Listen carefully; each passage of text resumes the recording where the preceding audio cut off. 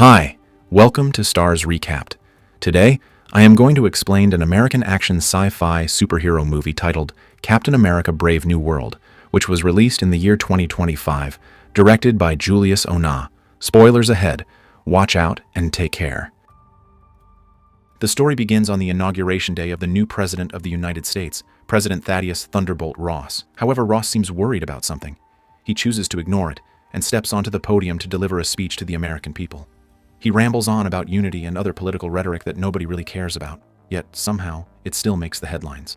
However, the citizens and NPCs of the MCU find President Ross to be a bit of a loser, one who gets angry over everything and seems to have terrible judgment. Many still remember how he pursued Bruce Banner, despite the fact that Banner saved his daughter Betty. Even worse, Ross encouraged his soldiers to transform into the Abomination and then blamed Banner for the destruction of Harlem. Because of this, people begin questioning whether he should even be in charge. Meanwhile, we cut to Sam Wilson, also known as the Falcon, who is chilling in a bar, listening to all this nonsense on the news. He isn't interested in political drama right now. He just wants to enjoy his night. Fast forward 5 months, and the movie takes us to a location in Mexico, where we meet Joaquin Torres, who is working alongside Sam Wilson. Now officially recognized as the new Captain America, Sam is seen soaring through the skies before crash landing into an enemy hideout. Their mission: retrieve a highly important package. As soon as he lands, Sam is met with heavy gunfire from several mercenaries. However, he swiftly deflects their attacks, throwing his shield at them like a deadly game of ping pong. Clearly, my boy has already mastered the physics of Cap's shield, as if he were born to be his successor. After dealing with the mercenaries, his partner, Joaquin, informs him of the enemy positions around the area. Sam then unveils his new sick vibranium wings. As the enemies open fire, he charges up a massive pulse wave, unleashing an EMP-like burst that stuns them.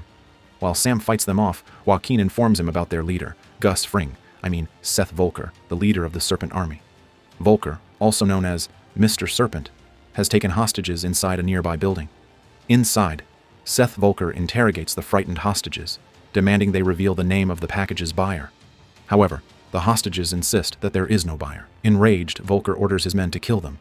But before they can execute his command, their plans are interrupted by the arrival of Sam Wilson, the new Captain America. As Sam engages in combat with Volker's mercenaries, Seth and some of his men escape, taking both the package and the hostages with them. Using his gadget Red Wing, Sam quickly neutralizes the mercenaries attempting to use the hostages as human shields.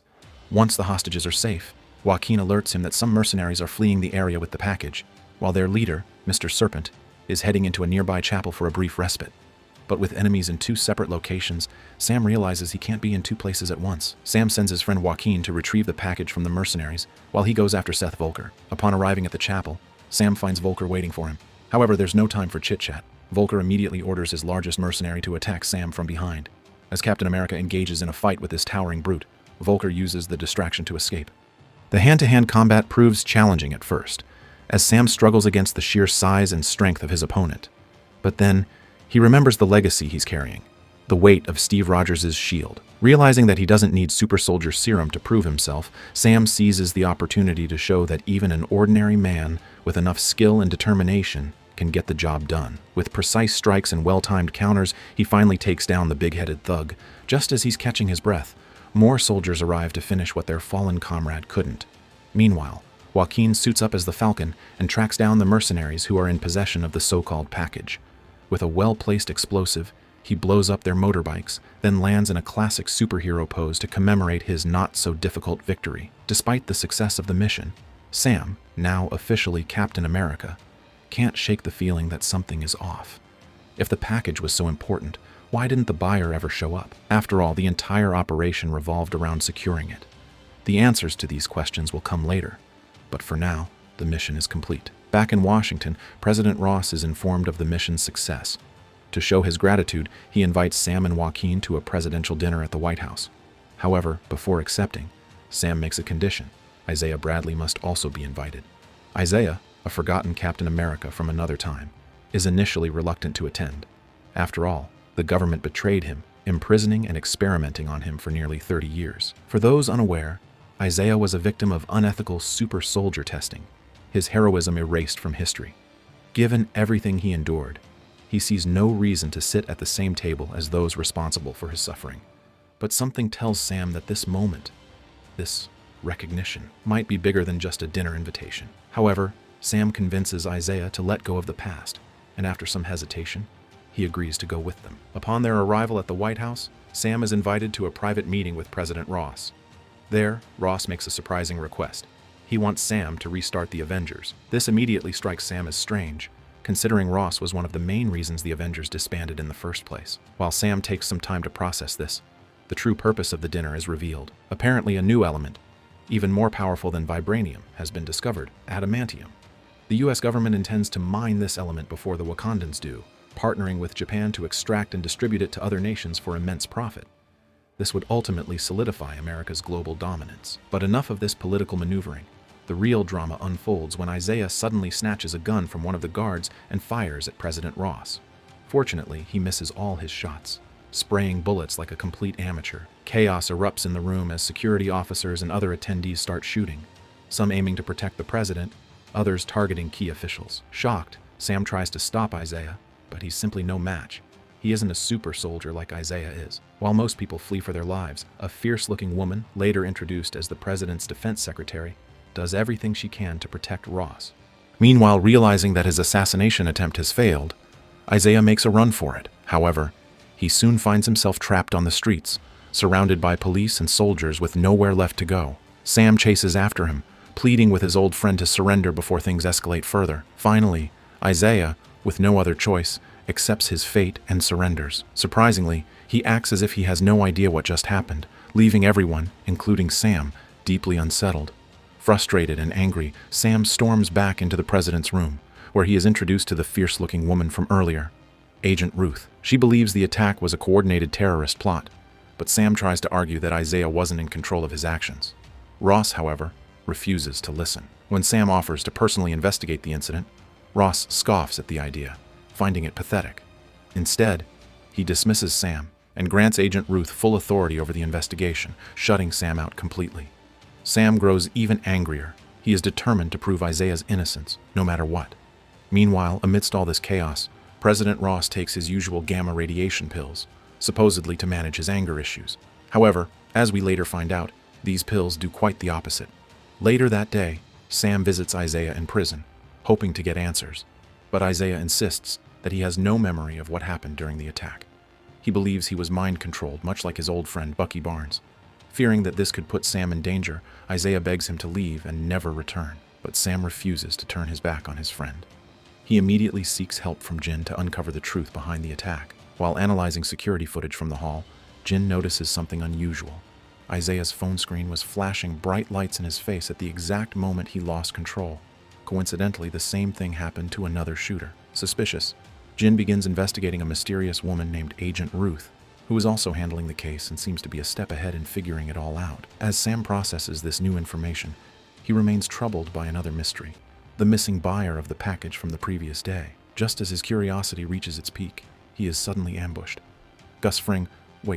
Seth Volker, rains down bullets on him and throws a grenade at his car, hoping to finish him off.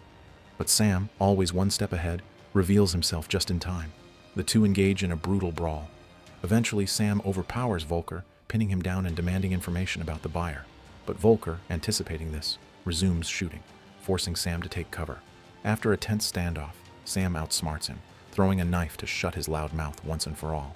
At that moment, Volker's phone starts ringing. Sam picks it up and hears the voice of the package's real buyer, some eerie Voldemort-looking guy who turns out to be the true mastermind behind all of it. This is the man who hired Volker in the first place. Meanwhile, in Washington, President Ross is getting grilled by the President of France and the Prime Minister of India, both furious that they nearly got killed at his White House gathering. Ross desperately tries to convince them to stay on board with his plans, but they refuse. They will only reconsider if he can persuade the Prime Minister of Japan to rejoin the operation. Determined to salvage the situation, Ross makes plans to fly to Japan. Back at Sam's base, he hands Volker's phone to Joaquin, who traces the last call's location. The signal comes from a heavily guarded military prison. Wasting no time, Sam and Joaquin head out to find out who the hell this psychotic idiot really is. However, the mastermind isn't about to let them reach him so easily. He enacts a new plan, using his mind control abilities to manipulate a soldier into killing all the other shooters, except Isaiah. When Sam receives news of their sudden deaths, he immediately realizes what's happening. But instead of backing down, he becomes even more determined to reach the prison. At the White House, Ross receives a phone call from one of his military officers. Or so he thinks. When he picks up, it's actually the mastermind himself. Furious, he threatens Ross for failing to keep his promise of granting him freedom. But I won't bore you with the details of their conversation. Just know that this guy is mad as hell right now. And trust me, you'll see just how mad soon enough. The call sends a chill through Ross's old, wrinkled bones. That night, Sam and Joaquin arrive at the heavily secured military prison. Carefully sneaking past security, they make their way deep underground, where the mastermind is supposedly being held. On their little excursion, they stumble upon what looks like a laboratory, filled with strange experimental equipment. As they examine the room, they find photographs of Isaiah and several military officers, all victims of mind control. In that moment, they realize the horrifying truth. The mastermind was behind it all. He had been using flashlight triggers to control the minds of certain soldiers. Just then, a video feed flickers to life on a nearby screen. And there he is, the true mastermind himself, Sam Stearns. Speak of the devil. The moment his name is mentioned, Stearns steps out of the shadows, revealing himself at last. With nothing left to lose, he finally unveils his true identity to Captain America as the official buyer of the package and the mastermind behind everything. Recently, Stearns erupts in anger, ranting about how Ross unfairly imprisoned him, leaving him locked away in a bunker like a lab rat, only to rot in jail. Sam, however, has no interest in Stearns' complaints. His only concern is Isaiah. Ignoring the villain's theatrics, he demands that Stearns stop his plans. But before the conversation can go any further, a group of mind-controlled soldiers arrives, just in time to engage Captain America and the new Falcon in battle, allowing Stearns to escape. The soldiers prove to be a tough challenge for Sam and Joaquin, but not for long. After taking them down, the duo charges into the hallway, only to be met by a fresh wave of Stearns' brainwashed soldiers. This time, they get unexpected help. Agent Ruth arrives at the prison and joins the fight. As they battle through the guards, they make a surprising discovery. Ruth is actually a Black Widow operative. As they finally leave the facility, they are ambushed by FBI agents with orders to arrest them. While being detained, Sam hears a strange melody coming from the agent's radio communication, similar to the mind control frequency used on the soldiers earlier. Realizing what's happening, he urgently tells Ruth to uncuff him. The moment she does, they rush into a vehicle just before the agents start firing at them. Meanwhile, President Ross finally meets with the Japanese Prime Minister. Expecting an easy negotiation, Ross is caught off guard when the Prime Minister flatly refuses to cooperate with the US any longer. He reveals that he knows America was behind the theft of adamantium from Japan. The accusation leaves Ross furious. A man of great pride, he refuses to let any other nation claim this precious resource. His advisors, however, warn him about the potential consequences of escalating tensions. Ignoring their concerns, Ross makes a drastic decision, ordering his military to seize control of the adamantium, even if it means sparking a war. Elsewhere, Sam meets with a military contact, handing over the pills he found in Stearns' lab for analysis. Still looking for answers, he interrogates Serpent about Stearns' true motives. That's when he learns the horrifying truth. Stearns orchestrated everything to manipulate Ross into starting a war with Japan, and it's working. The conflict is already on the verge of breaking out. Without wasting a second, Sam and Jin fly to the Indian Ocean to stop the war. Sam manages to get an audience with Ross, but the president is far from happy to see him. As Sam desperately tries to convince Ross that Stearns is pulling the strings, the argument is interrupted by a soldier delivering urgent news. 2 American fighter pilots have gone rogue. Immediately, Sam suspects mind control. He asks for permission to intercept them before they fire on Japanese forces. Ross, realizing the gravity of the situation, reluctantly agrees.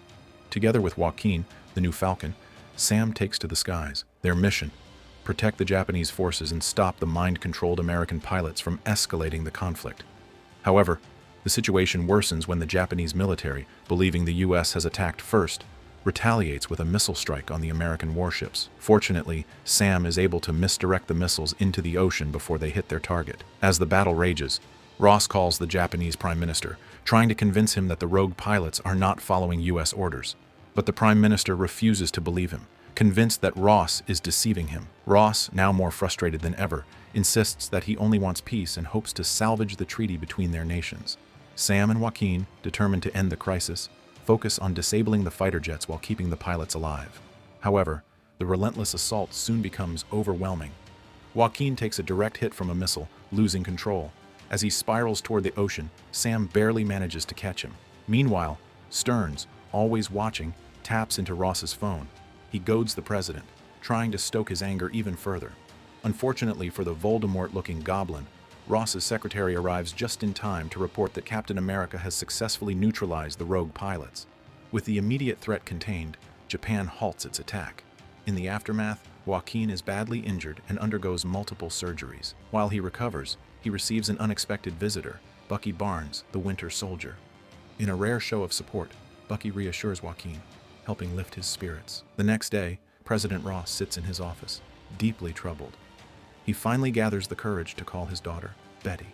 After years of estrangement, caused by his treatment of Bruce Banner and his role in her mother's death, Betty had cut all ties with him. To his surprise this time, she answers. In an emotional moment, Ross asks her to go for a walk, like they used to. Hesitantly, she agrees. This small gesture of reconciliation brings Ross a rare moment of peace. But before Ross can address the nation about the recent crisis, Sam receives an unexpected visitor, Stearns himself. The true villain, smug as ever, rants about how Sam ruined his carefully laid out plan. But instead of fighting or fleeing, Stearns does something shocking. He surrenders. At first, it seems like madness. But then, his real plan is revealed. Over the years, he had been secretly feeding Ross a steady dose of gamma-infused pills. These weren't just for anger management. They were slowly turning Ross into something else, something far worse. As Stearns is publicly arrested during Ross's press conference, the president's fury reaches its breaking point. He tries to defend himself, but his security team blocks him from speaking. This only fuels his anger further, until suddenly, his body begins to change. Before anyone can react, Ross transforms into the Red Hulk. Disoriented and enraged, he lashes out, attacking his own security team and causing chaos. In a matter of moments, part of the White House is left in ruins. Sam arrives just in time. He shields the guards from Ross's devastating attacks, but the situation is spiraling out of control. Realizing he needs to get Ross away from the White House, he leads him toward a familiar park, the same one where Ross used to walk with Betty. But instead of calming him, the memory only fuels his fury. Ross goes berserk, grabbing anything in sight and hurling it at Sam. After multiple failed attempts to subdue him, Ross manages to rip one of Sam's falcon wings off and nearly crushes his skull. Fortunately, Sam's reinforced helmet saves him from instant death. Then, in one final desperate move, Sam channels all his energy into a last-ditch attack. Using his vibranium falcon wings, he delivers a powerful energy blast, striking Ross with everything he has. Both men collapse from the impact. When Sam regains consciousness, he's horrified to see that the attack barely affected Ross. For a brief moment, doubt creeps into his mind. Maybe I'm not worthy of being Captain America. Maybe I should have taken the serum. But brute force won't stop Red Hulk. So Sam does the one thing he has left. He talks. Drawing on his skills as a leader, he delivers a powerful speech, reminding Ross of his past mistakes. He speaks of Betty, of all the wrongs Ross has committed, and of the chance to make things right. Hearing his daughter's name again, Ross hesitates. Slowly, he begins reverting to his human form, until he finally collapses. In the aftermath, Ross is placed under secure containment. With his resignation as president, the US and Japan come to an agreement, ensuring peace. In this scene, we see that the leader is imprisoned in the same prison where Thunderbolt Ross was held. That's why Sam Wilson comes to meet the leader. Then the leader warns Sam, "You think you've fixed everything by catching me? But the real danger is yet to come." Sam is shocked and asks, "Who is coming?" The leader smiles and replies, "Do you think your world is the only one? There are countless worlds, and they are all coming here now." This is where the end credits scene ends, but leaves the question in the minds of the audience.